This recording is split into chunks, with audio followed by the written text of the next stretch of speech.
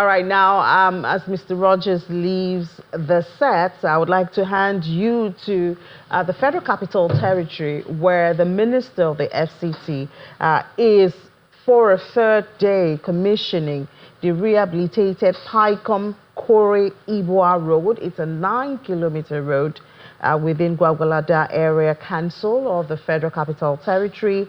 And it's, of course, we know Mr. Wike is the Minister of the FCT. So more infrastructure coming the way of residents of Abuja. That's for our DSTV viewers. But I mean, on our other platform for the UK and terrestrial, we're still here on Business Incorporated, and you don't want to miss Laddie, who's coming to tell us what Trump is doing to his market next. You may have to go to YouTube and then just move to the second stream so you can stay here with us on Business Incorporated. And of course, Laddie walks in with updates from the crypto space. Right, yes, the updates at this point. I see you have a green screen, and you're happy about that. Bitcoin is up. With all of the drama we've seen. Yeah, I think we had something Securities and Exchange yesterday, and perhaps the market is happy with that. With all the Trump family coins, hitting the market, all the memes, so much, going on. But in all of that, Bitcoin back up again, when some would expect that Bitcoin or most of the market will be dropping at this time, and we see Solana. So, well, let's get a check on the sentiment in the market. How are investors feeling? They're feeling extremely greedy today. 84 points. At some point, we're tending towards neutral, but somehow investors are feeling very bullish again in the market. Let's look at some headlines now. Telegram, they've announced an exclusivity agreement making Open Network, that's TON, the sole blockchain infrastructure for its ecosystem. The decision marks a significant shift in Telegram's blockchain strategy, reflecting its deepening relationship with TON. Also, we see right in the market, the US SEC, they formed the Crypto Regulation Task Force. The Securities and Exchange Commission, that's according to the new leadership. This task force is to develop a regulatory framework for crypto assets in the first major move by President Donald Trump's new team.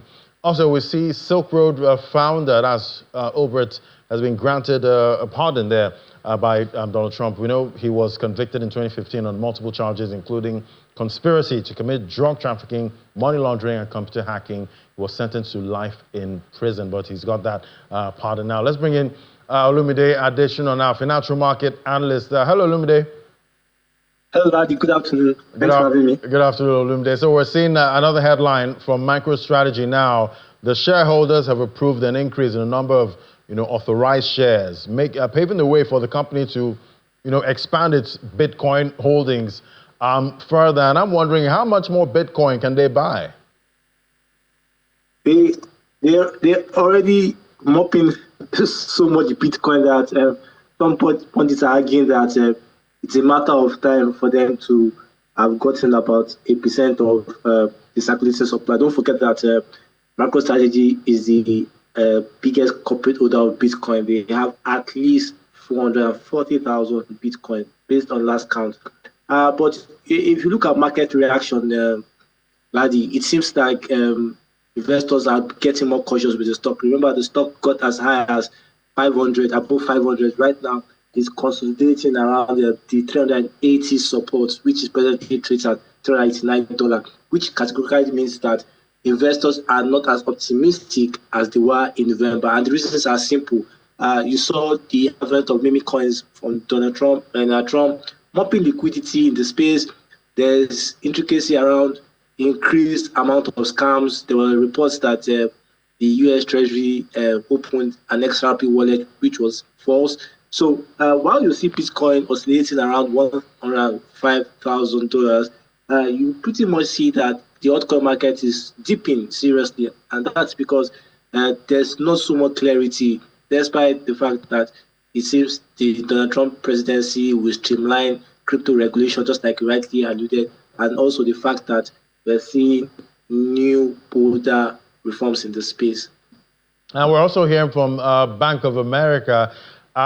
They say at this point, once they get the go-ahead when it comes to regulation, the banking industry is ready to go to allow crypto payments. So, with a Donald Trump, presidency, what are you expecting, for the global banking industry when it comes to cryptocurrency payments? Yeah, to be honest with you, I'm not expecting so much because Donald Trump is the president of the world's most powerful economy, but you need to look at the intricacy around global finance. Financial institutions also have a strong say despite the input of the most powerful man on the planet. And that's because you saw the first position about Bitcoin, you saw the fact that companies like Microsoft, Apple are not considering holding Bitcoin. And the rumor about Bitcoin strategic reserve still diverse reason.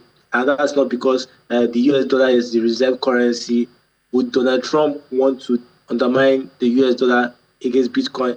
Well, we want to see how that will play out. So there are a lot of question marks, despite the fact that we are seeing it, Trump being positive about the crypto community. But the reality is that what's on ground, it tells you that we might not see the kind of optimism we saw in November playing out in this quarter at least. All right, definitely. We'll keep watching and see what plays out in this market. Exciting times. Everyone's feeling very bullish right now. We'll see how that continues. Thank you so much, Olumide Additional. Thank you for having me. So there you have it. So much. It's like a drama unfolding, in this industry. So much to look out for in 2025. And some platforms have created programs just for Trump. Exactly. Trumponomics. Yeah. Just like the last time. It's going to be an exciting 4 years Right. for everybody. Thank you so much, Ladi. Well, just before we go, I'd like to tell you, as promised at the beginning of the program, that Nigeria's total public debt rose to 142.3 trillion. That's as the third quarter of 2024. That represents a 5.97% increase and indicates about 8 trillion naira was added compared to the quarter before that, which ended in June. Then it was 134.3 trillion naira. And they say it's because, last year the deficit in the budget mostly came from the domestic market. So increased borrowing from the domestic market contributed largely to this. And of course, the drop in the value of the naira also. So debt servicing and Nigeria's debt status is always a topic of discussion in the country. But that's it on Business Incorporated today. Thank you so much for being a part of it again. We hope to make it better tomorrow. But before tomorrow, I'll see you for the stock market report on the news at 10. Bye-bye.